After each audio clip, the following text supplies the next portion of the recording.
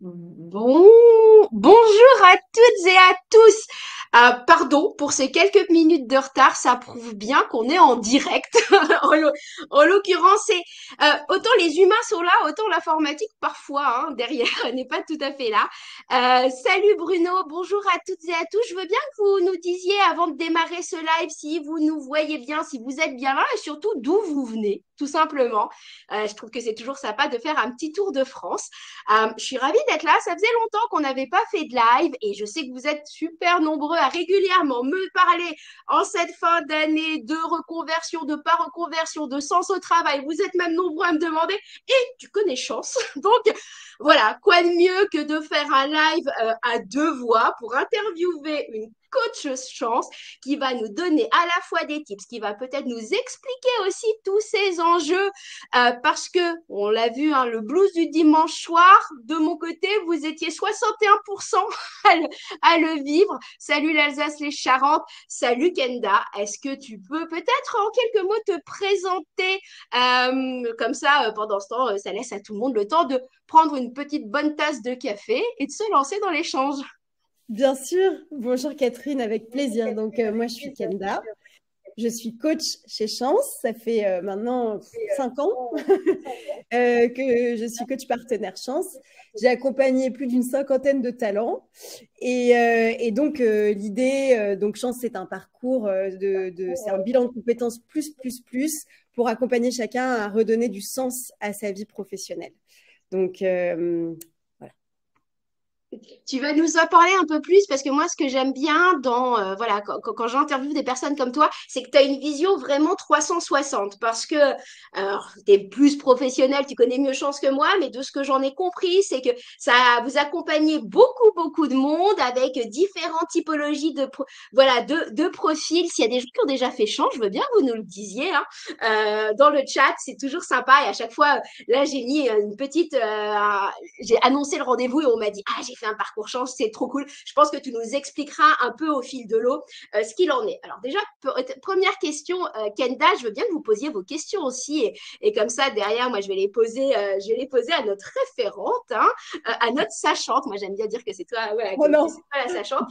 Déjà est-ce que c'est normal d'avoir le blues le dimanche soir? On va commencer comme ça. Moi j'ai été assez surprise, je pensais qu'il y aurait je savais pas s'il allait y avoir plus de monde. Qu'est-ce que tu en penses déjà? Alors, bien sûr, c'est normal d'avoir le blues le dimanche soir. Après, il faut voir ce que nous raconte ce blues. Après, moi, j'étais assez étonnée de voir qu'il n'y a pas tant de personnes que ça qui ont le blues du dimanche soir. Et parmi les personnes qui ont le blues du dimanche soir, il y a des petits blues et des gros blues. Donc après, ça dépend. C'est bien de savoir identifier un peu où on se trouve dans le blues du dimanche soir. Et ce que nous raconte ce blues? Est-ce que ce blues, c'est quelque chose qui vient comme voilà un petit reminder que voilà c'est dimanche et parce qu'en fait le blues ça vient un peu de la tristesse, ça vient des émotions, c'est une sorte de tristesse et la tristesse elle est là quand on marque la fin d'une période, c'est un peu quand on marque un deuil de quelque chose, donc quelque chose qui ne sera plus jamais comme avant. Et ben forcément à la fin d'une semaine, à la fin d'un week-end, ce sera plus jamais comme avant. On a passé un week-end, on est à la fin et donc forcément c'est normal qu'il y ait une petite tristesse, même si infime soit-elle. Donc tout à fait normal d'avoir le blues le dimanche soir. Est-ce que ce blues, c'est juste un petit blues comme ça, et donc oui, ça vient marquer la fin d'un week-end, ou est-ce que ce blues, c'est un gros blues, et dans ce cas-là, il faut aller se poser un petit peu plus de questions et voir ce qui se cache derrière. Est-ce Comment est-ce qu'on arrive justement à identifier si c'est un petit ou si c'est un grand? C'est-à-dire que moi, je peux me dire, bah, je suis triste de quitter ma famille, mes potes, mes soirées, par exemple, mais j'ai envie de retrouver mes collègues. Par contre, ça a plus de sens. Comment on arrive à faire le bilan? Je sais que souvent, tu parles des piliers, en fait, de ce que c'est que le travail. Est-ce que tu peux peut-être nous les évoquer pour qu'on arrive à faire la part des choses entre petit ou grand blues? Absolument. Déjà, avant de faire la part des choses selon la grille de lecture de chance, j'aimerais quand même qu'on puisse se dire, quand on a ce blues du dimanche soir, le niveau d'intensité est à combien? Tu vois, si on se met une échelle entre 0 et 10, est-ce qu'on arrive à évaluer le niveau d'intensité du blues? Ça, ce serait déjà intéressant. Parce que s'il est à 2, 3, s'il est en dessous de 5, bon, C'est ce qu'on appelle un blues, un petit blues. S'il est plus de 5, entre 5 et 10, voire 8, 9, là, c'est un gros blues. Là, on va se dire que quand même, là, il faut le prendre en charge. Donc, selon Chance, c'est donc si le blues du dimanche soir est lié au travail, il y a 4 piliers qui font un travail épanouissant. On pense que ces 4 piliers, c'est le métier, donc les tâches qu'on va faire au quotidien, les missions qu'on a au quotidien. Est-ce qu'on aime ces tâches? Est-ce qu'on aime notre travail au quotidien? 2, l'environnement. Est-ce que l'environnement est aligné avec qui l'on est? Est-ce que cet environnement est stressant? L'environnement, il est lié à tout ce qui est le niveau d'autonomie, l'équipe, ce qu'on partage en fait. Et ça peut être un peu de stress, beaucoup de stress. Ça peut être, mais on a peut-être besoin aussi d'avoir un niveau un peu stressant, un peu challengeant ou pas du tout. Il faut se connaître, c'est important. La finalité, la raison pour laquelle on fait ce métier, l'utilité qu'il y a derrière pour soi, et puis les impératifs personnels, donc ce dont on a besoin au fond. Donc par exemple, si on a des enfants, est-ce qu'on doit les chercher à la sortie de l'école ou pas? Est-ce qu'on a investi dans une association et qu'on a besoin de partir à telle heure ou pas? Est-ce qu'on a un prêt peut-être en cours et donc voilà, il y a des choses qu'on peut faire ou moins. Enfin, c'est important d'avoir ces impératifs à soi personnels. Donc, ces 4 piliers, le métier, l'environnement, la finalité et les impératifs personnels, quand ils sont alignés, font un travail épanouissant. Et parfois, c'est intéressant de se dire où est-ce que ça pêche. Si j'ai le blues du dimanche soir et que j'ai pas envie d'y aller demain, c'est quoi le pilier qui est le plus, tu vois, le plus activant pour moi? Est-ce que c'est les tâches que je fais? Est-ce que c'est l'environnement dans lequel je suis qui ne me convient pas? Est-ce que j'y vois peu d'utilité et peu de sens au final, donc peut-être que c'est ça qu'il faut que j'aille changer? Ou est-ce que ce sont mes impératifs personnels, mon équilibre vie pro, vie perso qui n'est pas du tout aligné en ce moment? Et ça va déjà nous donner une piste. Hyper intéressant. Est-ce que ça peut changer en fonction du temps? C'est-à-dire que à un instant T, tu parles des impératifs personnels. Alors déjà pour ceux qui n'ont pas noté métier, environnement, finalité, impératif personnel, est-ce que ça bouge au fil du temps? Est-ce qu'il faut se re-questionner? À quel moment on doit se re-questionner? Ça, c'est ma première question. Et ma deuxième, c'est est-ce que de temps en temps, il y en a un qui va compenser les autres? Par exemple, j'adore mes collègues, je m'éclate dans mon quotidien. Par contre, mon métier n'a pas de sens. Est-ce qu'il y a un moment donné où la douleur devient plus grande? Comment est-ce qu'on arrive à monitorer ça? Donc, voilà pour les 2 questions. Est-ce que ça bouge et comment est-ce qu'on arrive à monitorer ça? Alors évidemment, ça bouge, c'est comme tout en fait, ça fluctue. L'important, c'est comme tout dans la vie, c'est de garder l'équilibre. C'est le principe d'homéostasie. Donc c'est le fait que parfois, l'homéostasie, c'est le fait de garder quelque chose en équilibre. Par exemple, la température corporelle, c'est un vrai principe d'homéostasie, c'est-à-dire qu'elle reste toujours à 37. Enfin, l'idée, c'est de la maintenir à 37. Parfois, elle monte à 40 et c'est pour nous dire qu'il y a quelque chose qui ne va pas. Parfois, elle descend à 35 et c'est pour nous dire que quelque chose ne va pas. Mais globalement, le corps arrive à la maintenir à 37. Ça, c'est l'homéostasie. Dans la nature, on voit plein de principes d'homéostasie. Des courbes qui font ça, mais qui globalement se maintiennent dans un juste équilibre. Bah là, c'est pareil. Parfois, il y en a un qui va descendre très bas, qui va remonter très haut. Parfois, c'est tous les 4. Mais l'idée, c'est de maintenir l'homéostasie. Donc, c'est de maintenir l'équilibre. Donc, oui, parfois, il y en a un qui peut éventuellement pallier à un autre. Par exemple, effectivement, c'est quand même une très belle chose de s'entendre avec ses collègues et d'avoir envie d'aller les rejoindre. Donc, parfois, ça peut prendre le pas sur un équilibre vie perso qui n'est pas forcément là, ou des actions, des missions qui ne sont pas vraiment épanouissantes. Parfois, on va venir pour ses collègues. Mais ce qui est important, c'est d'en avoir conscience. L'idée, moi, je déteste la culpabilité. J'aime pas du tout mettre les gens dans les cases et j'aime pas du tout qu'on se sente coupable de quoi que ce soit. L'idée, c'est de pouvoir les questionner régulièrement, tous les 3-4 mois, et de se dire où j'en suis par rapport à ça, et de pouvoir rectifier le tir pour continuer à être dans cette homéostasie. Donc, si on sait que pendant 3-4 mois, on y va juste pour le salaire, c'est OK. Si on est bien avec ça et qu'on est en conscience avec ça, c'est OK. Si on sait que pendant 3-4 mois, on y va juste pour ses collègues, mais qu'après, on va pouvoir rééquilibrer, changer, etc., c'est OK. En fait, l'idée, c'est d'être en conscience et de choisir et d'être à chaque fois acteur et responsable de ses choix. C'est ça qui est important. Donc voilà, ça c'était pour la première question. Et la deuxième question, qu'est-ce qu'on fait pour rééquilibrer? Eh ben, il y a plein de façons de le faire. Soit on arrive à rééquilibrer, soit et on peut le faire. Donc, par exemple, se dire, bah là, je sens qu'au niveau des impératifs personnels, c'est pas OK parce que j'y vais, enfin, je rentre trop tard, donc je vais m'astreindre moi à rentrer à 18h parce que c'est mieux pour moi, ou soit on n'est pas tout seul à pouvoir équilibrer, et dans ce cas-là, on va pouvoir discuter avec son manager, et il y a des techniques pour discuter avec son manager, notamment la communication non violente, etc., et pouvoir rétablir les choses. Moi, je sais qu'à un moment donné, dans mon dernier poste, il me manquait, c'était au niveau du métier, je faisais beaucoup de rédaction pour lesquelles je suis très bonne, hein, mais il me manquait le côté coaching, le côté humain, plus en fait dans mes tâches. J'en ai parlé à mon manager et on a rééquilibré en fait. Ça a été remis dans mes missions et j'ai eu plus de coaching, donc c'était OK. Ça m'a permis de continuer sereinement. J'aime beaucoup ce que tu dis dans cette non-injonction. C'est-à-dire que limite, parfois, maintenant, quand tu regardes les réseaux sociaux, tu as l'impression que la vie des autres, elle est incroyable, qu'ils ont tous des métiers qui ont vachement de sens. Alors bon, la réalité, c'est que même quand tu es dans un métier qui a du sens, parfois, ben, tu le perds un petit peu. Voilà, tu deviens un peu moins à fond parce que ça devient ton quotidien. Donc j'aime beaucoup cette notion voilà, tout est ok en fait, nos choix sont tous ok.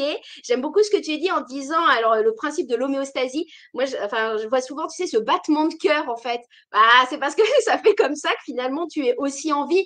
Donc aussi accepter que parfois il faille se réorienter. Moi, j'aime bien aussi dire cette notion d'intuition. Tu sens que tu dois changer quelque chose. Je trouve que c'est intéressant. Tu disais quelque chose de très intéressant que tu avais parlé à ton manager. Ça, c'est quelque chose quand même de très compliqué pour beaucoup de monde. Je m'en rends compte. D'ailleurs, quand tu regardes les statistiques, tu as beaucoup de salariés qui se barrent, on va pas se mentir, avant même de l'avoir dit au manager. Et les managers qui disent, bah, vous me l'avez pas dit. Et ça demande souvent justement un accompagnement pour avoir probablement conscience de ses propres valeurs, oser les exprimer, aller identifier ses besoins. Toi, dans ton quotidien, et puis globalement avec Chance, parce que toi, tu as accompagné en perso, mais Chance, globalement, vous avez accompagné beaucoup de monde. Qu'est-ce que tu vois comme frein et comme peur? Parce que souvent, moi, ce que j'entends de mon côté, ça va être, oh, mais j'ai peur, j'ai la trouille. De toute façon, il va pas m'écouter. Donc, tu vois, se présupposer. Donc, de toute façon, c'est foutu.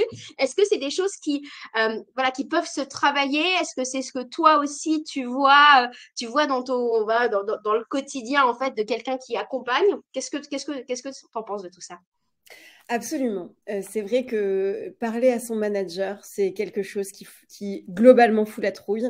Et même moi, hein, qui suis coach, quand j'ai dû parler à mon manager, j'ai dû respirer, faire 2, 3 techniques parce que même si je m'entendais très très bien avec elle, c'est toujours un vrai moment. Puis il y a des managers qui sont super et qui sont à l'écoute, et il y en a d'autres qui sont moins à l'écoute, qui ont moins cette capacité. Il y a même voire des managers toxiques qui n'ont pas guéri leurs propres blessures. Enfin bon, bref. En tout cas, chez Chance, ce que je trouve vraiment très fort chez Chance, c'est ce principe de communauté. En fait, Chance, c'est un bilan de compétences, mais pas que. C'est aussi toute une communauté derrière qui est là pour t'épauler, qui est là pour t'aiguiller. Et globalement, dans ton parcours Chance, tu vas rencontrer en moyenne 13 personnes. Dans ces 13 personnes, tu as évidemment ton coach, tu as les agents chance, tu as les autres talents qui font le parcours en même temps que toi, tu as les alumni, ceux qui l'ont fini, tu as les membres de ton équipe ou de ton cercle, c'est-à-dire que nous, on encourage chez Chance chacun à s'entourer des personnes qui sont pour eux des moteurs, des locomotives, des miroirs, qui vont les challenger, etc. Bref, tu as toutes ces personnes qui vont t'entourer. Et cette communauté, tu y as accès tout le temps. C'est-à-dire que quand, par exemple, tu as besoin de soutien, imaginons que tu dois parler à ton manager, tu peux aller demander le soutien de la communauté. Est-ce que quelqu'un a déjà parlé à son manager? Comment tu as fait? Quelle est la technique que tu as utilisée? Comment tu as fait pour être plus zen, etc. Ça, déjà, c'est énorme. Souvent, dans cet espace de communauté chez Chance, tu te rends compte que tu n'es pas tout seul. Qu'en fait, on est des milliers, des centaines à vivre ça, à vivre le fait de ne pas oser parler à son manager, à vivre le fait d'avoir des choses à dire, mais de ne pas savoir comment les dire. Et du coup, en entendant les expériences des autres, le fait que les autres ont vécu la même chose, déjà, ça détend. Deux, ça donne des pistes. Donc, on se rend compte que telle chose a marché ou pas et que du coup, on affine sa façon de voir les choses. Et puis, évidemment, chez Chance, tu as ton coach. Donc, si vraiment, j'ai vu tout à l'heure que on retrouve le chef toxique dans les couloirs de l'entreprise, c'est vrai que quand tu as un chef toxique ou un manager toxique, bah, là, il vaut mieux être accompagné par un pro. Et c'est vrai qu'un coach pro à ce moment-là, ça peut vraiment aider parce que en fait, il n'y a pas non plus 36 manières de parler à un manager toxique. Donc, voilà. Et donc, pour la piste concrète, par exemple, l'OSBD, ça marche très, très bien. C'est un principe de communication non violente qui a été mis en place par Marshall Rosenberg. Donc, on peut retrouver dans ses ouvrages. Donc, par exemple, Marshall Rosenberg, il a écrit Les mots sont des fenêtres ou La communication non violente au quotidien. Enfin, il y en a plusieurs. Et dedans, on va pouvoir retrouver cette technique qui est O, j'observe la situation, donc les faits. S, le sentiment que j'ai par rapport à cette situation, donc qu'est-ce que je ressens. B, le besoin qui est lié à ce sentiment. Et D, la demande ou la décision que je prends. Et ça, c'est une super technique pour parler à son manager. Déjà, quand on se met d'accord sur les faits, bah, c'est déjà énorme. Quand on peut dire le sentiment et le besoin qui se cachent derrière, en général, la personne en face, l'interlocuteur ne se sent pas forcément attaqué puisqu'on parle que de soi. Et puis, bah voilà, après, il y a la demande et puis on voit si on peut s'accorder. Mais ça, c'est une bonne technique. C'est une super technique. Souvent, on dit le tu qui tue. Je ne sais pas si tu as déjà entendu ça. Et de toujours parler au jeu. Je me rends compte dans le monde de l'entreprise aussi que c'est souvent très complexe parce que ce qui, toi, te fait stresser, fait pas du tout stresser la personne d'à côté. Moi, par exemple, je comprends pas qu'on ait peur de prendre la parole en public. Par contre, j'ai bien plus peur en étant dans un tout petit comité avec 10 personnes, alors que j'ai pas peur en conférence, par exemple. Et c'est vrai que c'est complètement une perception de ton stress versus tes ressources et que finalement faire un point factuel c'est la base en fait et de dire le besoin ben derrière ça permet ça permet d'avancer. Je me suis noté aussi quelque chose pour moi avoir un coach et je témoigne aussi parce que j'ai été coachée pourtant j'ai des psys je suis entourée de copains psy je suis entourée de copains coach mais j'ai pris un coach complètement pas du tout dans mon environnement pour avoir un tiers de confiance qui ne pense qu'à moi, c'est-à-dire qui est complètement parce que souvent on vient parler à ses potes, on vient parler un peu à des gens qui connaissent pas forcément notre business, donc c'est pour ça que le coach il est un peu, tu sais, ton épaule qui te dit vas-y tu peux y aller, on va travailler ensemble. C'est bête, mais c'est vrai. Et derrière, souvent, je le dis aussi, le soutien social, comme tu l'évoques, je sais que dans le milieu entrepreneurial, pour ceux qui se lancent dans l'entrepreneuriat, mais c'est la même chose pour ceux qui vont demander une augmentation, enfin, voilà, peu importe quel est notre besoin, un entrepreneur, il sait ce que c'est, il va jamais critiquer un autre entrepreneur en lui disant, hey, mec, tu t'es planté. On sait ce que c'est, en fait. Et donc, cette notion de on se comprend, c'est quelque chose qui est très, très soutenant parce que, de temps en temps, on a un peu tous les clichés, j'ai le meilleur en soi, j'ai le meilleur job, etc., etc. Et puis personne me comprend et on se sent très isolé en disant mais je comprends pas pourquoi moi je vis ça. Alors que finalement, un coach, il a déjà vu ce truc-là des milliers de fois et c'est juste que ça s'exprime pas forcément en l'occurrence. Donc, il y a cette technique de communication non violente. Tu m'as parlé aussi en préparant, tu m'as parlé de quelque chose que je n'avais jamais entendu parler, la matrice d'excellence. Est-ce que tu peux peut-être nous la dérouler? C'est un outil que vous utilisez, enfin voilà, qui peut être intéressant. Est-ce que tu peux peut-être nous en parler? Absolument. Je vais vous en parler, mais avant, je voudrais juste répondre. Je crois qu'il y a eu deux petites questions dans le chat. Bruno a demandé s'il fallait prendre un carré de chocolat noir le dimanche soir et s'il y avait des indicateurs que le simple blues devienne une déprime du dimanche soir. Alors, effectivement, le blues et la déprime peuvent parfois être pas très loin. En fait, les indicateurs sont souvent corporels et ça dépend de l'intensité. C'est-à-dire que c'est pour ça que je disais, c'est important de pouvoir nommer. Peut-être prenez dans ces cas-là un petit papier et nommer quels sont les ressentis corporels. Donc le blues, c'est quoi? C'est-à-dire, est-ce que c'est juste une rumination qui revient? Est-ce qu'il y a une boule au ventre? Est-ce qu'il y a un chat dans la gorge? Est-ce qu'il y a un problème de respiration? On se sent un peu étriqué au niveau du plexus, etc. Notez toutes les sensations physiques et les ressentis physiques. Ensuite, notez les émotions. C'est quoi l'émotion derrière? Est-ce que c'est la tristesse? Donc, ok, la tristesse de laisser partir ce week-end qui était formidable, la semaine qui s'est écoulée, etc. Est-ce que c'est de la colère? Est-ce que quelque part il y a de la colère? Est-ce que dans la tristesse finalement c'est une émotion déguisée, c'est de la peur, c'est de l'anxiété qu'il y a derrière. Est-ce qu'il y a un niveau d'anxiété? Est-ce qu'il y a une phobie? Est-ce qu'il y a une peur d'y retourner? Enfin, notez ce que c'est l'émotion selon vous et à combien sont cette émotion et ses ressentis. Si, je vous dis, si c'est en dessous de 5, c'est OK. Si c'est au-dessus de 5, on va commencer à se poser des questions. Et si vraiment, par exemple, on a une anxiété à 9, 10, là, c'est plus compliqué. Donc, la déprime, la déprime, c'est un mot qui, voilà, c'est un mot. Après, pour moi, ce qui va jouer la différence, c'est qu'une déprime, souvent, elle est un peu régulière, c'est-à-dire qu'elle va s'insinuer, on va la sentir un peu. Voilà, quand on dit le blues du dimanche soir, en général, on a le blues le dimanche et puis le lundi, c'est reparti. Une fois qu'on est dans l'action, on y est, quoi. Donc après, on n'a plus vraiment. Si il y a toujours un peu de cette tristesse ou cette anxiété le lundi, puis le mardi, puis le mercredi. Bon, là, ça s'apparente plutôt à une déprime, effectivement. Donc, c'est ça qui peut, selon moi, faire la différence. Le chocolat, oui, le chocolat est un anti-stress, plein de calcium, etc. Bon, si à chaque fois qu'on a un blues, on va prendre du chocolat, ça va devenir compliqué. Donc moi, au lieu du chocolat, qui peut être pris de temps en temps avec grand plaisir, parce que moi je suis une fan de chocolat, je peux vous dire que j'en mange. Mais alors dans ce cas-là, je vous invite à le manger en pleine conscience, à prendre un carreau et pas 10, un petit chocolat noir et pas 15 M&M's, parce que sinon on n'est plus du tout sur la même chose et c'est une compulsion. Mais OK pour prendre un ou deux carreaux de chocolat noir en les savourant au maximum, en laissant le chocolat fondre dans la bouche, en ayant conscience de tout ce qui se joue dans la bouche et en quoi c'est réconfortant, en quoi c'est bon, et toutes les émotions qui peuvent être mises en place à ce moment-là. Et là, si on mange son chocolat en conscience, je dis oui, je dis OK. Plus que le chocolat, il y a une technique de libération des émotions, de liberté émotionnelle qui s'appelle l'EFT, Emotional Freedom Technique, technique de liberté émotionnelle qui consiste à tapoter des points situés sur des méridiens.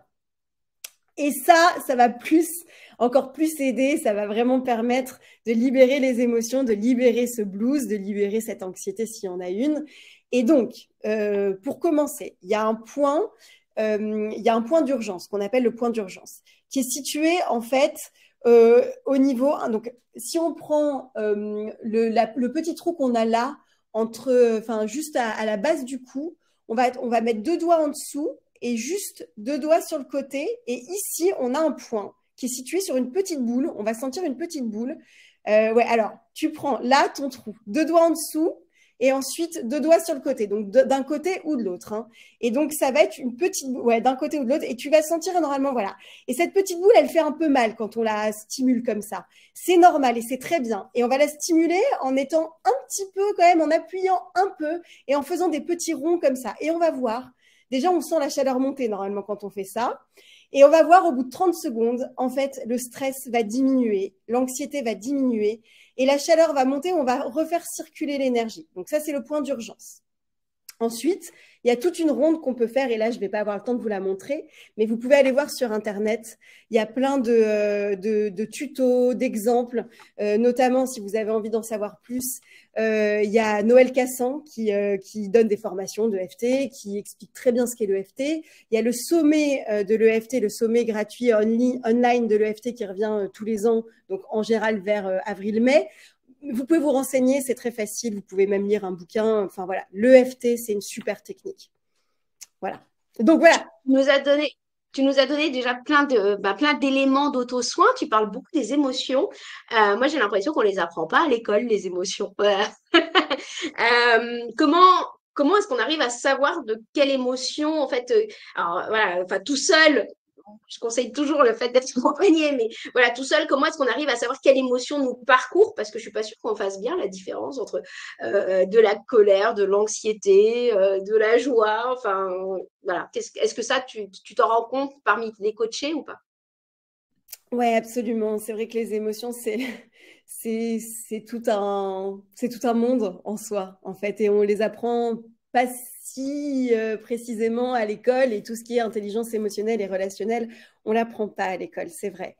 Et pourtant, c'est très utile. Et oui, alors, il y a, je vais le redire ici, mais c'est évidemment dans le parcours chance, et tous les coachs chance sont formés à ça. Alors, chacun a sa spécialité. Après, hein, on a 300 coachs chez Chance, donc c'est énorme. Donc, il y en a pour tous les goûts, pour tout. Voilà, parce je sais qu'il y a des personnes aussi assez cartésiennes et qui n'aiment pas rentrer dans trop d'émotionnel. Évidemment, il y a aussi des coachs qui vont aller qui vont avoir une approche différente. Moi, je suis très câblée émotion. C'est vraiment un de mes sujets. Donc, forcément, je vais avoir de la facilité à en parler et à rentrer dedans. Mais voilà, chez Chance, il y a vraiment tous les profils de coach et on va faire un super matching entre les besoins des talents qui rentrent et qui font un parcours Chance et les coachs. Ça, c'est dit. Au-delà de ça, il y a 4 émotions, 4 grandes émotions qu'on va retrouver qui sont universelles. Il y a la joie, bien sûr. Il y a la colère, avec toutes les formes dérivées qu'il peut y avoir de la colère, hein, l'agacement, voilà, tout ce qu'on peut retrouver, mais aussi la colère, la rage, hein, mais il y a tout un panel. La peur, ça c'est la 3e, avec aussi pareil toutes les nuances qu'il peut y avoir, donc le petit titillement qu'on va ressentir, et puis l'anxiété carrément, la peur, panique, voilà, il y a toutes ces nuances, et puis la tristesse, ça c'est la 4e, et donc pareil, ça peut aller du simple de la petite larme ou de la petite nostalgie qu'on peut avoir, du petit blues, à la grosse tristesse et vraiment là les larmes qui coulent fort et quelque chose de très profond. Donc ça, il y a des panels. Mais en gros, c'est les 4 grandes émotions. C'est important de pouvoir les nommer au moins, comme je dis toujours, hein, en avoir conscience pour pouvoir voir là où ça se joue en fait. Ça va nous aider, ça va nous donner des indications. En fait, l'émotion, c'est un mouvement de l'intérieur vers l'extérieur et ça donne des indications sur comment on se sent à l'intérieur. C'est corporel et au départ, si on l'entretient, si on met du mental dessus et qu'on fait des projections et qu'on l'entretient et qu'on se raconte des histoires, ça peut durer beaucoup plus longtemps. Mais logiquement, une émotion, elle dure pas longtemps. Donc, c'est important de l'accueillir et de pouvoir juste, voilà, saisir l'indication qu'elle nous donne. C'est quoi cette colère? C'est quoi ce blues? C'est ce qu'on se disait tout à l'heure. Et ça, c'est vrai que le parcours Chance, ça aide beaucoup parce que le coach est là pour te donner une grille de lecture que tu n'as peut-être pas, ou les autres talents qui font le parcours en même temps que toi. Parfois, c'est intéressant aussi de pouvoir en parler à quelqu'un d'extérieur quand on n'a pas un coach sous la main, quand on fait pas le parcours, de pouvoir se dire, bah, tu vois, il m'est arrivé ça, à quelqu'un de confiance, bien sûr, parce que parfois, on n'a pas envie d'avoir du jugement sur ses émotions, et d'aller chercher ce que ça veut dire, quoi. Et c'est vrai qu'on n'est pas du tout les mêmes. Moi, il y a des gens qui pleurent hyper facilement, d'autres qui pleurent jamais. Pourtant, ils vivent ces émotions.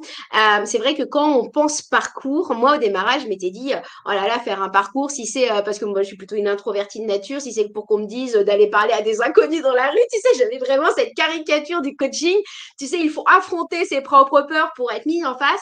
Et c'est exactement ce que tu évoquais. L'enjeu, c'est tout le matching, probablement, entre le coach et la personnalité, parce que moi, si on me donne des exercices, tu vois, à faire, faut me les donner d'une certaine façon pour que je les fasse, probablement par une notion d'esprit d'opposition aussi. Et c'est vrai que quand on est coaché, moi, je suis aussi là pour témoigner. Moi, je me rappelle avoir dit, bah moi, j'ai ce besoin, tu sais, parce que tu avances sur tes propres besoins. Et derrière, la personne dit, alors dire, mais en même temps, moi, mon besoin, il correspond pas forcément à celui des autres. Et la coach, elle m'a dit, mais en même temps, en quoi ton besoin est moindre, tu vois, que celui des autres? Pourquoi est-ce que tu t'écouterais pas au même niveau, au moins que les autres? Et j'ai trouvé ça hyper intéressant. En fait, souvent, ça se joue dans des phrases clés, en fait, qui sont les bonnes phrases qui tombent au bon moment, qui sont du coach. On a une autre question, Kenda, pour toi. Est-ce un burn-out quand on a envie de pleurer tous les matins et qu'on est envahi par une émotion de tristesse à cause de son job? Est-ce un parcours chance ou un psy qu'il faut aller voir? Tiens, ça c'est hyper intéressant. Parce que moi je vois les deux. Alors comment on choisit entre les deux? C'est une excellente question. Merci beaucoup et merci pour cette authenticité.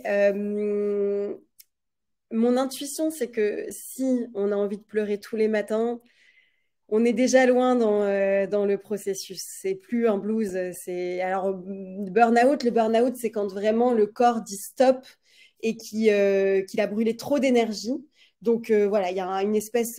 Donc je dirais que c'est la phase avant, en fait, quand on pleure tous les matins, qu'on a envie de pleurer tous les matins et qu'on est envahi par cette émotion de tristesse à cause de son job. C'est un signe, c'est un énorme signe que là, il faut faire quelque chose. Donc moi, je dirais, la première chose à faire dans ces cas-là, c'est d'aller voir effectivement un professionnel de la santé mentale. Donc un psy, c'est super indiqué. Un médecin généraliste, enfin quelqu'un qui va pouvoir nous aiguiller par rapport à ça, déjà. C'est la première chose. Et après, bien sûr, si vraiment notre job nous met dans un état de tristesse, ça va être important d'être accompagné sur comment aller vers un job qui soit plus aligné pour nous et retrouver du sens dans sa vie professionnelle. Donc là, un parcours chance sera tout indiqué. Moi, j'ai par exemple une talent que j'ai suivie qui effectivement a pris la chose en main juste avant son burn-out. Donc effectivement, dans un moment de profonde détresse, vraiment, où elle pleurait tous les matins, où elle avait la boule au ventre, où elle savait plus quoi faire.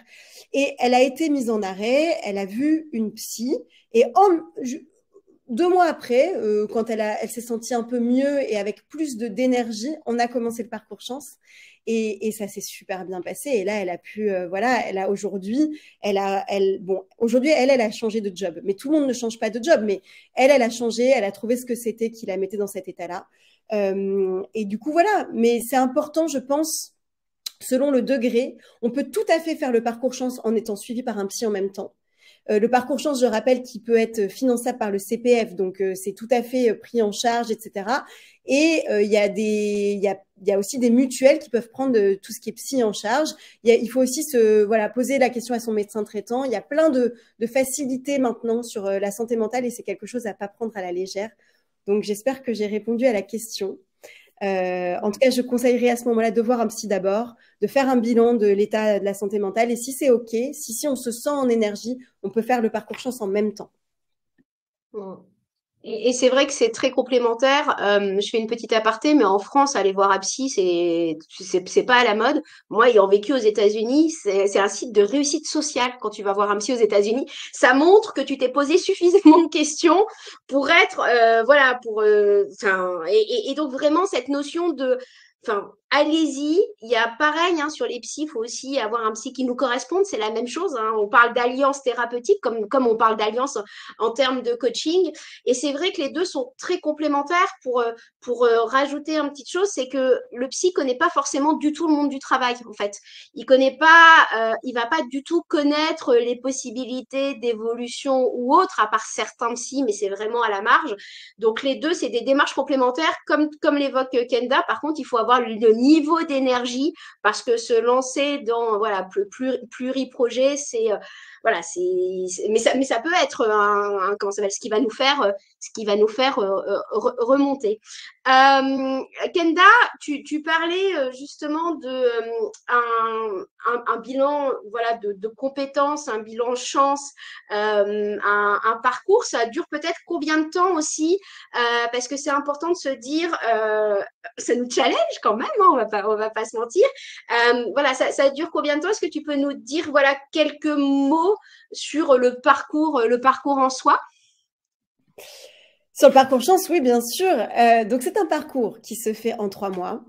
Avec 3 phases, 3 grandes phases. Je vois qu'on a pas mal de questions, j'y reviendrai après, tu me diras, Catherine, en fonction des besoins. Mais... Donc, c'est un parcours qui se fait en 3 grandes phases. Une phase d'introspection, une phase d'exploration et une phase... Je pense que, Catherine, tu crois que tu peux couper ton micro parce que Ouais, super, merci. Et du coup, je ne sais plus où j'en étais. Tu parlais des phases. Une phase de validation, voilà. Donc, les 3 grandes phases. Pendant l'introspection, on va vraiment aller remettre tout à plat et nourrir le terreau qui va être bon pour développer le projet qui est bon pour soi, pour développer une vie professionnelle qui a du sens.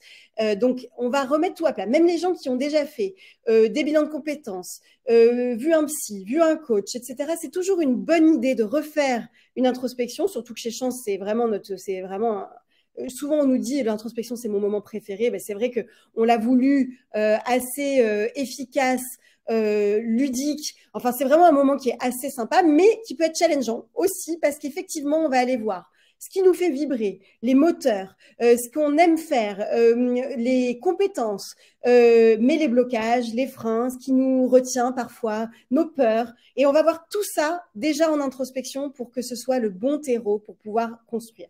Ensuite, on va aller dans l'exploration. Donc, l'idée, c'est d'ouvrir les possibles, de vraiment aller prendre son sac à dos d'explorateur, Mike Horn, Dora, choisissez celui que vous voulez, mais aller en exploration.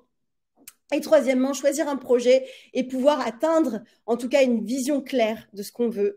Donc après, on aura un plan d'action activable pour pouvoir atteindre ce qu'on veut. Donc vraiment, c'est la vision éclairée, c'est avoir redonné du sens, avoir remis de la lumière et avoir tous les moyens et l'engrais pour nourrir ce terreau, pour faire pousser la jolie fleur, la jolie plante et même au-delà, pourquoi pas le haricot magique qui va jusqu'au ciel. Voilà. Isabelle dit une introspection à un instant T est important. Ça dure combien de temps peut-être pour voilà Trois mois. pour Donc, répondre c'est un mois par une phase, autre globalement. question. 3 mois. Est-ce que c'est ah pardon 3 mois. Pardon, je te parle en même temps. 3 mois et une autre question. Est-ce qu'on peut débuter un bilan de compétences en étant en arrêt de travail? Absolument. On peut débuter un bilan de compétences à partir du moment où on se sent en énergie, où on a l'envie d'y aller et où, si on a eu un burn-out ou on a vécu un drame, etc., on a été pris en charge psychologiquement et on n'est pas dans cette espèce de vide intersidéral, c'est OK. On peut commencer un bilan de compétences en étant en arrêt, on peut commencer un bilan de compétences en étant même en congé maternité, on peut commencer un bilan de compétences à tout moment de la vie, c'est OK. À partir du moment où on a un go médical du médecin ou du psy, que c'est OK pour nous et que ça ne va pas nous mettre en porte-à-faux. Après, les coachs chance savent aussi très bien repérer les signes de déni, les signes de fragilité psychologique, etc.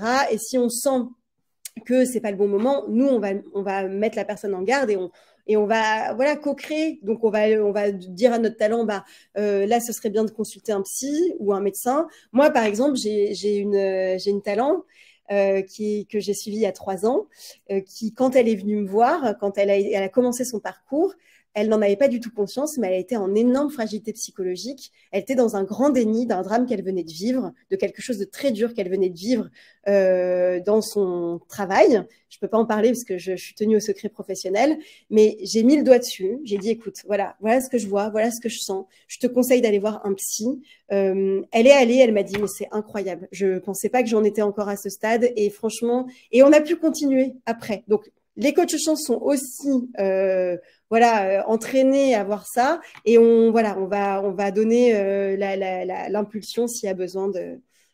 Mais il n'y a pas de bon moment ou de mauvais moment. On peut y aller tant qu'on se sent dans l'envie. Merci pour ce retour. Une autre question, si l'anxiété de quitter son job est plus forte que celle d'y rester et de compenser par autre chose pour être bien, mais qu'on est mal quand même au final, est-ce que tu as un avis, est-ce que tu as un conseil? Alors, le premier mot qui attire mon attention, c'est l'anxiété. Effectivement, si l'anxiété est plus forte, l'important, ça va d'abord être de traiter l'anxiété. Donc l'avis, mon premier avis, c'est aller donc soit faire des techniques de respiration pour traiter l'anxiété, réguler son système nerveux. Donc il y a aussi tout ce qui est le sommeil, etc. Donc il y a l'EFT dont je parlais tout à l'heure qui est très forte pour tout ce qui est anxiété. Ça va libérer l'anxiété. Voilà. Donc mon premier conseil, mon premier avis, ce serait d'abord de traiter l'anxiété. Ensuite, même si on fait des choses pour que ça aille bien et que on compense par autre chose, comme du sport, comme de la nourriture, comme des sorties, enfin je sais pas du tout ce que Émilie a voulu dire, mais ça peut être plein de choses. C'est comme elle dit, c'est de la compensation. Donc ça va marcher un moment, mais au bout d'un moment, ça ne marchera plus. Ou alors, ce ne sera pas suffisant. Donc, l'important à ce moment-là, c'est de pouvoir effectivement être guidé, être accompagné. Donc là, le parcours chance, ça prend tout son sens, ou en tout cas, être accompagné par quelqu'un, un coach, un professionnel, c'est hyper important. Parce qu'à ce moment-là, on va pouvoir permettre de faire la bascule et d'aller identifier le pilier qui n'est pas rempli ou les piliers qui ne sont pas remplis et de pouvoir ajuster en fait, d'avoir une stratégie d'ajustement. Est-ce que le pilier qui n'est pas rempli, c'est l'environnement et on va ajuster? Est-ce que le pilier qui n'est pas rempli, c'est le métier et on va ajuster? Et voilà, l'idée, c'est d'avoir la stratégie d'ajustement pour ne plus être dans cette compensation et réduire l'anxiété. Et c'est vrai qu'il y a beaucoup d'illusions en ce moment, genre la reconversion, c'est génial, mais comme tu parlais des 4 piliers, si ton impératif personnel, c'est d'avoir une rentrée d'argent très forte parce que tu as X crédits et autres, il faut évaluer d'abord ton besoin. Et c'est peut-être là aussi où finalement ta crainte, tu vas dire, bah, peut-être que c'est pour moi, mais pas à horizon court terme, peut-être à plus long terme. Et c'est là finalement que le regard extérieur de quelqu'un qui vient nous dire, ben voilà, je dirais pas, c'est presque mathématique, mais c'est un petit peu, voilà, c'est très évalué pour permettre d'avoir une vraie réponse en fait à un instant T. Souvent, moi, je me dis que faire un bilan chance, même aller voir un psy, enfin, moi, je mets un peu tout est complémentaire en fait. Je trouve que ça permet de gagner du temps.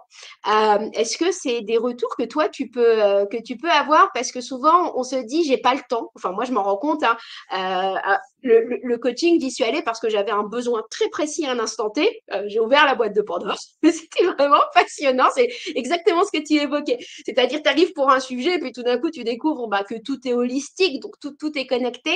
Moi je me disais j'ai pas le temps et en l'occurrence ben souvent euh, c'est pas perdre du temps finalement, tu viens en gagner.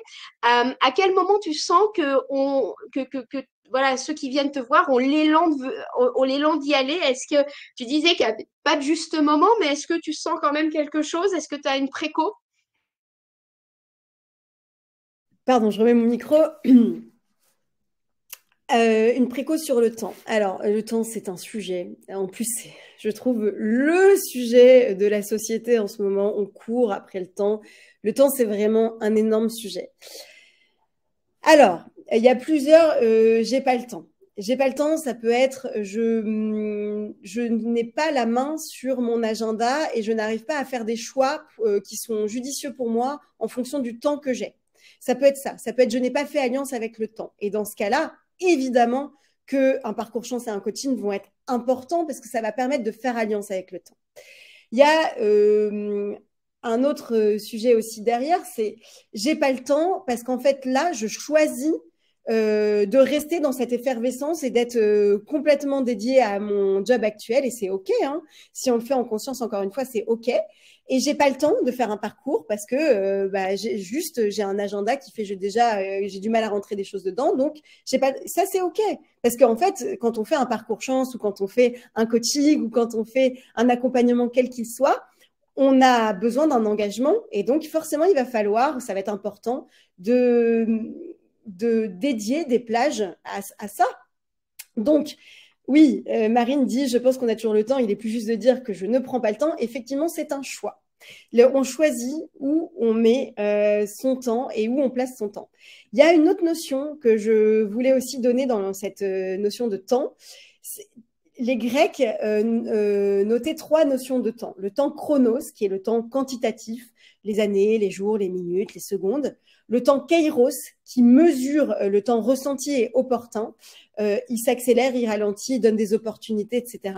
Et le temps aion, qui symbolise le temps cyclique, les saisons, la respiration, le sommeil. Et c'est intéressant de prendre du recul par rapport au temps et de savoir de quel temps on parle. Parce que si on prend un peu de recul, on va voir que parfois, c'est pas une question de j'ai le temps ou j'ai pas le temps.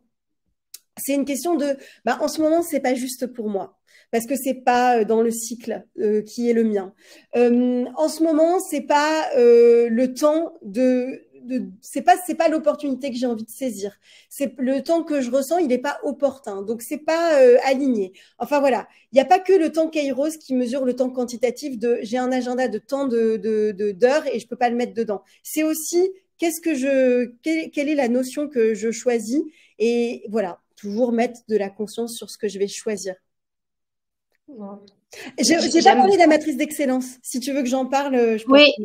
Ouais, je veux bien que tu en parles, mais pour aller dans ton sens aussi, moi, je me suis rendu compte qu'en fait, ça m'a mis une rigueur que d'avoir eu un coach. C'est que tout d'un coup, ben, ça m'a presque obligée. C'est comme si moi, j'avais dû avoir un regard extérieur pour m'obliger finalement à faire des pauses de recul, alors que c'était volontaire de ma part, c'est moi qui ai choisi.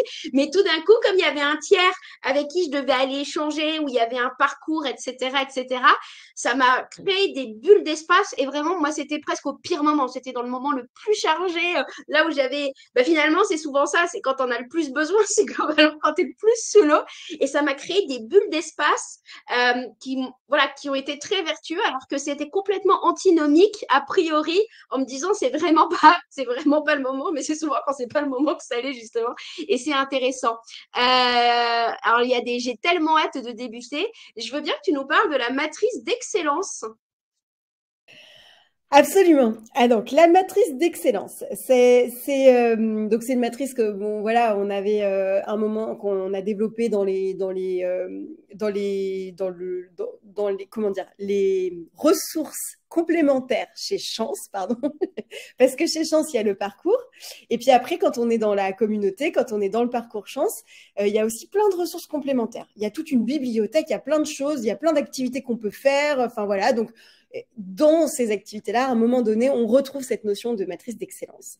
Donc, c'est une matrice qui vient à la base d'un psychologue américain qui s'appelle Gay Hendricks et qui note 4 zones. Donc, on imagine, par exemple, c'est une matrice, on imagine 4 carrés, tu vois, avec en bas la zone d'incompétence, la zone de compétence, la zone d'excellence et la zone de génie.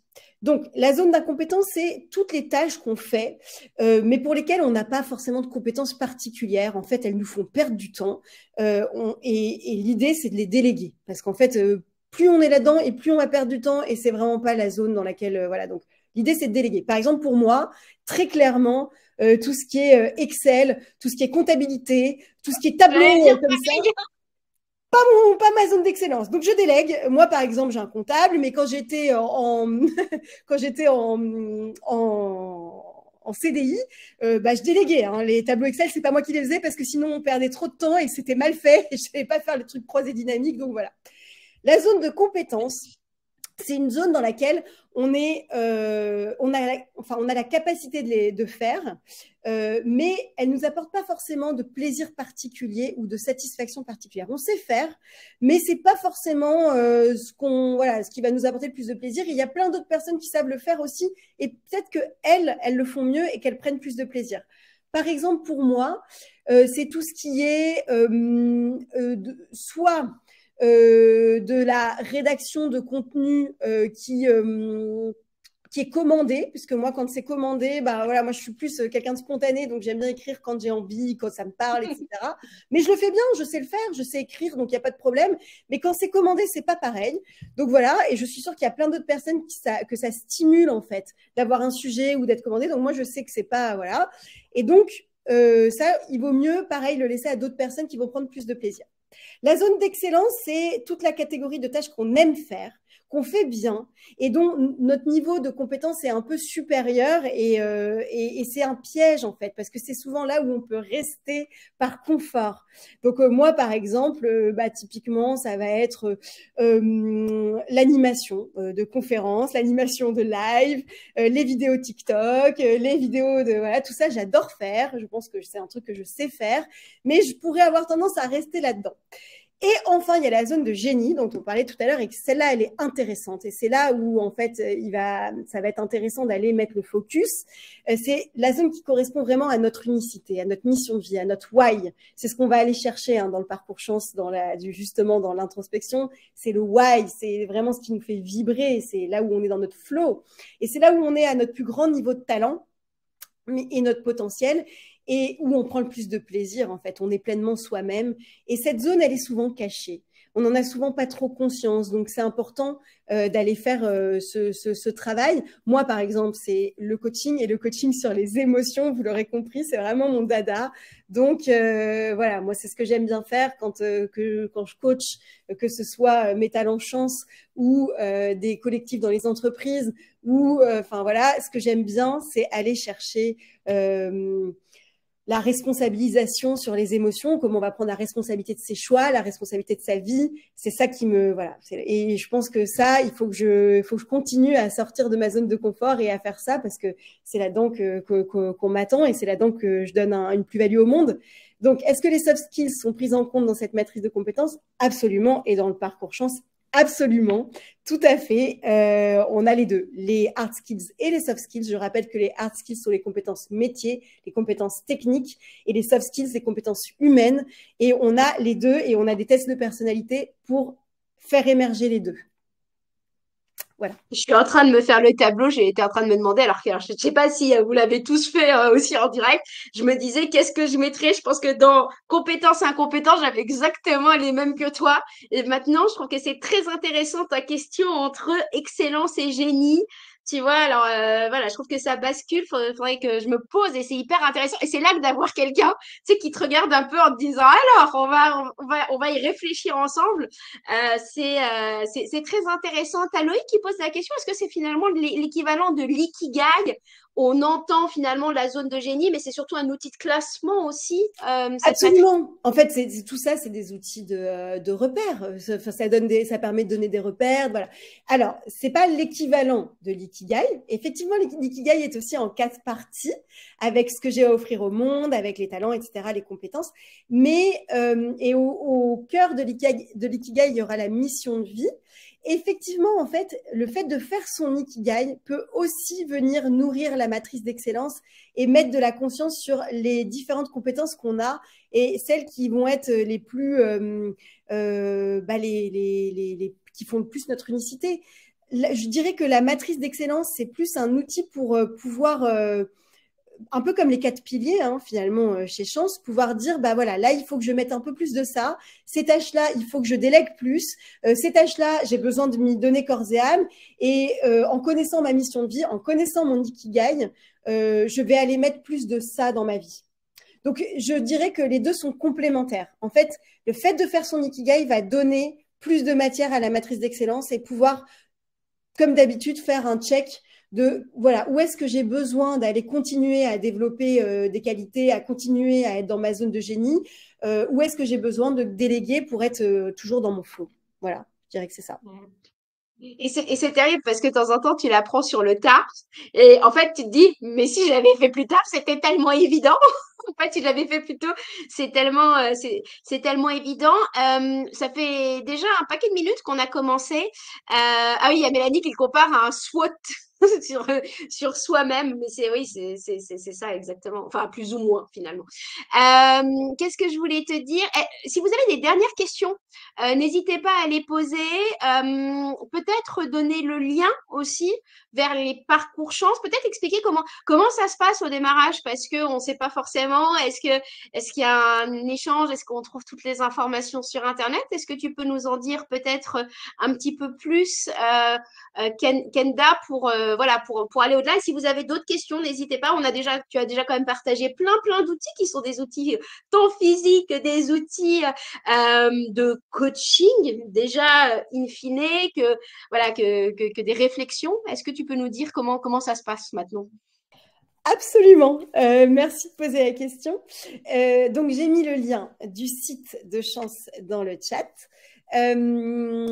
Comment ça se passe? Alors, il y a plusieurs manières de faire. En tout cas, ce qui est sûr, c'est que nous, chez Chance, on aime bien offrir, que le parcours il soit vraiment adapté à la personne. Donc, on offre une première session de 30 minutes gratuite avec un de nos conseillers pour vraiment vérifier voilà, que c'est effectivement les bonnes conditions pour la personne pour le faire. Donc, toutes les questions de est-ce que c'est pas le bon moment? Est-ce que je suis trop engagée? Est-ce que je suis en burn-out? Est-ce que voilà, tout ça, ça peut être vu aussi à ce moment-là. Donc, on a une session de 30 minutes et on peut prendre directement rendez-vous sur le site. C'est très simple.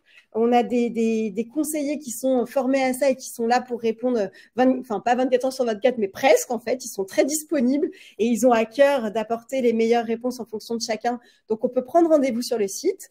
Ensuite, donc, ils peuvent aussi aider chacun à faire la démarche pour payer, quelle est la meilleure démarche pour chacun au niveau du paiement. Donc, est-ce que ça va être par le CPF? Et pareil, ils peuvent vous donner exactement la bonne démarche et le faire avec vous en ligne au téléphone si besoin. Ils peuvent aussi voilà, répondre à toutes vos questions, quelles qu'elles soient. Donc ça, c'est top. Commencez par un appel de 30 minutes si on a besoin. Si on est sûr et certain que c'est bon, c'est pour nous, on peut aussi cliquer sur voilà, le payer en direct. On peut aussi aller sur le site du CPF et trouver la page de chance et aller directement mettre ses unités sur le parcours chance pour commencer son parcours. Enfin voilà, tout est possible. Mais globalement, voilà ce qui s'ouvre comme proposition. J'ai plusieurs questions. Alors déjà sur la notion de CPF, ça me fait rire parce que c'est pour les gens comme moi qui n'y cognent rien du tout à l'administratif. Je trouve que c'est super cool parce que finalement ça vient aussi pallier un peu des méandres parfois où on comprend pas forcément comment ça fonctionne. On me demande si les tarifs sont affichés sur le site ou pas. Est-ce que tu le sais ou pas de ton côté? Kenda, et la différence entre chance et un out placement, en fait. Alors pour les tarifs, je suis pas sûre que ce soit affiché, mais c'est exactement ça, 1625 € finançables par le CPF. Est-ce qu'on a le même coach durant tout le parcours? Alors oui. Et est-ce qu'on peut demander avec Kenda? Mais tellement cœur. Oui, absolument. Alors, je prends beaucoup moins de personnes en ce moment parce que j'ai beaucoup d'accompagnement en cours et je fais beaucoup de choses. Et pour chance aussi, on travaille dans d'autres sphères. Par exemple, je fais les vidéos TikTok. Vous l'aurez compris, c'est ma zone d'excellence que j'adore. Donc, j'ai moins de temps, mais... Il ne faut pas que tu oublies ta zone de génie. Il ne faut pas que j'oublie ma zone de génie, absolument. Donc, vous pouvez demander à être avec moi, absolument, au début du parcours. Mais il y a plein d'autres coachs qui sont formidables. Et j'en ai voilà, qui sont géniaux. Donc, faites confiance aussi au matching parce qu'on est très fort chez Chance pour le matching, en fait. Donc, vous pouvez demander en début de parcours, quand vous commencez votre parcours dès les premières activités, vous pouvez demander, spécifier ce que vous voulez que votre coach ait comme particularité. Si vous voulez que ce soit un coach qui soit, par exemple, déjà soit un homme, soit une femme, ça peut être une position. Si vous voulez que ce soit un coach qui soit spécialisé dans les émotions ou pas du tout, qui soit spécialisé dans les neurosciences ou pas du tout, dans les profils HPI, HPE, voilà, vous pouvez demander ce que vous voulez. C'est normalement le même coach du début à la fin, mais comme c'est important d'être vraiment en lien avec son coach et d'avoir cette relation, puisque c'est un des leviers du coaching, la relation, si vous ne vous entendez pas, s'il n'y a pas le feeling, vous pouvez complètement changer, évidemment. Donc, aucun problème. Et dans ce cas, vous changerez et puis vous aurez un autre coach qui va vous accompagner jusqu'à la fin. Mais l'idée, c'est quand même de trouver les chaussures à son pied. Donc, voilà, mais vous pouvez changer sans problème. On a 300 coachs, donc autant vous dire qu'il y a forcément le bon coach. Et donc, l'autre question que tu m'avais posée, c'était quelle est la différence entre le parcours de chance et un outplacement? Alors, un outplacement en général, c'est l'entreprise qui paye un coaching à son talent pour pouvoir trouver ou retrouver ce qui a du sens pour lui ou pour elle et pour pouvoir partir dans les bonnes conditions. En général, c'est ça. Donc, là, on parle du parcours chance sur un plan individuel. Donc, c'est plutôt le talent qui va se payer le parcours pour redonner du sens à sa vie pro. Maintenant, on a aussi tout un pan avec Chance où on travaille main dans la main avec les entreprises et où là, il peut y avoir aussi des outplacements qui sont payés par l'entreprise et c'est possible. C'est pareil, je vous invite à en discuter dans ces cas-là si vous sentez qu'il y a une ouverture, d'en discuter avec votre entreprise. Mais la différence, c'est le positionnement. Est-ce que c'est vous qui faites le choix de faire votre parcours? Est-ce que vous en discutez avec votre entreprise et c'est votre entreprise qui vous paye le parcours? Est-ce que c'est l'entreprise qui met en place un système d'outplacement? C'est plutôt ça, en fait, la différence. Le parcours chance, c'est vraiment un parcours plus de bilan de compétences et de coaching pour vous accompagner à redonner du sens à votre vie professionnelle. Donc, c'est pas forcément seulement vous reconvertir et trouver un autre job. Ça peut être aussi de trouver le petit truc qui est pas aligné en ce moment dans votre vie pro actuelle, d'y remédier et de kiffer votre vie pro actuelle. C'est possible aussi, en fait. Tout est possible. C'est possible de changer des petites choses, de faire des petits ajustements pour être de nouveau en phase avec votre vie pro actuelle, mais vous pouvez aussi tout changer. Mais parfois, il suffit de changer quelques petites choses pour changer votre rapport à votre vie pro et pas forcément tout changer. Ouais. Pareil, je viens confirmer ça. Moi, à un moment donné, j'avais plein de propositions de rachat, hein, forcément, et je me disais, oh, je commence à fatiguer. Voilà. Et en fait, bah, le coaching m'a dit, ah non, c'est pas du tout ce dont tu as besoin. C'était un petit des trucs qui étaient gros comme une maison, en fait, que je n'avais pas vu. Et ça, c'est aussi important parce que souvent, je vois beaucoup de gens qui veulent, entre guillemets, tout jeter et on se rend compte que non. Enfin, c'est pas forcément ça.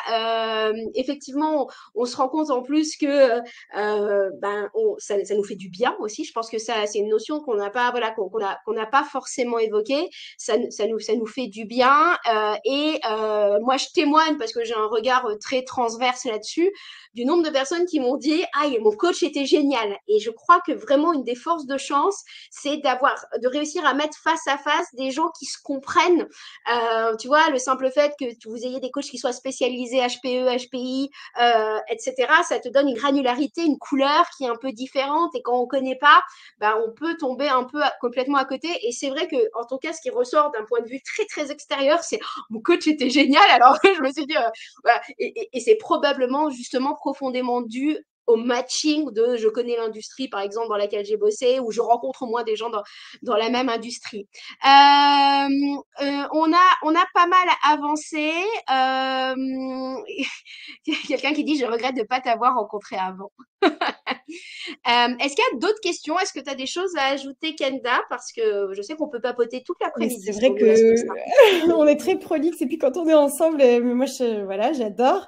Alors, il y avait une petite question d'Isabelle. On dit souvent que le blues du dimanche soir arrive vers 18h. Est-ce vrai et quels sont les fondements de cette affirmation? Je ne connaissais pas cette affirmation du tout. Et en fait, je pense pas qu'il y ait d'heure en réalité.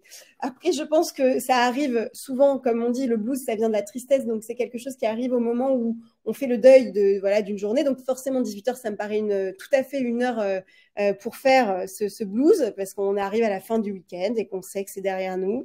Donc ça m'arrive, voilà. Mais je connais aussi plein de personnes qui le font plutôt à 20h ou à 22h et qui parfois c'est en se couchant. Et il y avait une dernière chose, un petit tips, enfin quelque chose qu'on donne aussi chez Chance. Je vous donne vraiment plein d'astuces là, mais qui parfois peut parler à certaines personnes, et c'est le scénario catastrophe. C'est-à-dire que, en fait, parfois, pour se rendre compte que tout n'est pas acheté, on va pas jeter bébé avec l'eau du bain et il suffit juste de faire la stratégie des petits pas, de commencer des petits pas, parce que je rappelle que c'est l'action qui nourrit la confiance en soi et non l'inverse. Donc, c'est en agissant, en faisant des petits pas, passer un coup de fil, avoir rendez-vous avec une personne de chez Chance, en parler à un ami, se renseigner sur l'EFT, sur une technique, sur un truc. Voilà, ça, c'est des petits pas. Et ça, plus ça, plus ça, plus ça montre qu'on est en train de changer. Donc, pour revenir au scénario catastrophe, c'est de pousser le scénario dans le pire du pire du pire du pire des cas. Bon, ne le faites pas si vous êtes en déprime. Hein. Si vous sentez que c'est une déprime, une dépression ou un burn-out, ne le faites pas. Parce que là on va nourrir l'anxiété, donc c'est pas la peine. Hein. Donc attention, warning. Mais pour toutes les autres personnes pour qui c'est un petit blues, qui sont en dessous de 6 quand ils font de 0 à 10 le blues du dimanche soir, et pour qui, bon, bah, c'est une petite voix qui arrive de temps en temps, vous pouvez pousser le scénario. Qu'est-ce qui arriverait de pire? Qu'est-ce qui arriverait de pire? Et par exemple, si je change quelque chose, qu'est-ce qui pourrait arriver de pire? Si par exemple demain je fais mon parcours, qu'est-ce qui pourrait arriver de pire? Il pourrait arriver de pire que j'ose pas changer. Il pourrait arriver de pire que j'ose pas appeler un expert. Il pourrait arriver de pire que je trouve pas. Et alors en quoi ce serait encore pire? Je trouve pas, donc je vais rester toute la vie dans ce job-là. Et si je reste toute la vie dans ce job-là, du coup je vais être hyper malheureuse. Mais quelle est la probabilité que ça arrive? Tu vois? La probabilité, déjà, pour l'instant, tu y es, et en faisant des pas, en fait, tu vas en sortir. Donc, il y a peu de probabilité que ça arrive. Et en faisant le scénario du pire, du pire, du pire, du pire, du pire, on se rend compte qu'au final, le pire, il est très, très, très, très, très loin de nous. Et c'est très rassurant de savoir qu'en fait, on a à portée de main des petites actions qui vont être porteuses pour nous. Et ça nourrit finalement l'optimisme aussi d'avancer. Tu as l'impression même si c'est des tout petits pas. Et moi, c'était ça qui était très curieux dans la notion du parcours, c'est que j'avais l'impression que je bougeais pas beaucoup, en fait, au fil de l'eau. Je voyais, tu sais, je m'attendais à des trucs transcendantaux et je m'en rendais pas du tout compte. Et en fait, c'est vraiment à la fin, enfin, tu sais, c'était vraiment un peu toutes les pièces du puzzle qui étaient tombées en place, alors que sur le coup, entre les séances, ben, je voyais pas spécialement, alors voilà, des trucs transcendantaux, mais ça bouge dans le temps et c'est pas forcément violent. Je crois que c'est ça aussi qui est important de s'en rendre compte. Moi, vraiment, je pensais que j'allais devoir parler à des inconnus dans le train. Quelqu'un me demande, Swazik demande comment devient-on coach pour chance, en fait? Comment t'es devenu coach pour chance? C'est une super question. Et puis après, je pense qu'il faudra qu'on raccroche. Oui. Alors, d'abord, pour être coach pour chance, d'abord, il faut être coach. Donc, faut avoir un diplôme de coaching certifié, donc RNCP, enfin voilà, une certification voilà, quelconque, enfin reconnue par l'État.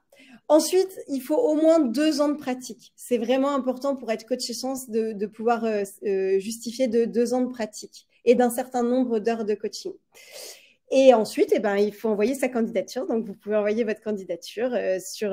Donc, il faut que je me rappelle où est-ce qu'on envoie la candidature pour les coachs. Vous pouvez demander, alors soit même sur LinkedIn, hein, c'est possible, sur le site, voilà, où il me semble, mais j'aimerais pas dire de bêtises. Je vous redirai, Swazik, je vous redirai comment je peux vous redire, comment je peux vous envoyer l'adresse. Tadadadada, je réfléchis. Si vous voulez, vous pouvez me trouver sur LinkedIn et sur LinkedIn, je peux vous envoyer un MP, un message personnel et je vous donne l'adresse pour postuler chez Chance. Voilà, ça me paraît bien. Comme ça, je me. Ah, on a Marie qui a répondu entre-temps en donnant le lien. Quelle efficacité. Ben voilà, super. Eh ben voilà, voilà. Et Et puis ben j'imagine Marine a que ça doit envoyé. dépendre aussi. Pardon. Non, Marine a envoyé le lien pour remplir le questionnaire pour postuler. Donc parfait. Et Merci puis, Marine. et j'imagine que ça doit dépendre aussi du besoin, de la pluralité, de la diversité et de tout ça. Kenda, merci beaucoup. Merci à vous tous. On a un peu dépassé le délai, hein, mais bon, c'est un peu comme un peu habituel. Hein. Vous étiez avec Kenda et moi, donc forcément. Merci à vous, à vous toutes, à vous tous. N'hésitez pas, voilà, vous avez les comptes de chance pour aller en savoir plus. Et n'hésitez pas, on se retrouve, on déconnecte et puis on se retrouve en ligne tous et sur la page de chance. À très Merci. bientôt! À bientôt.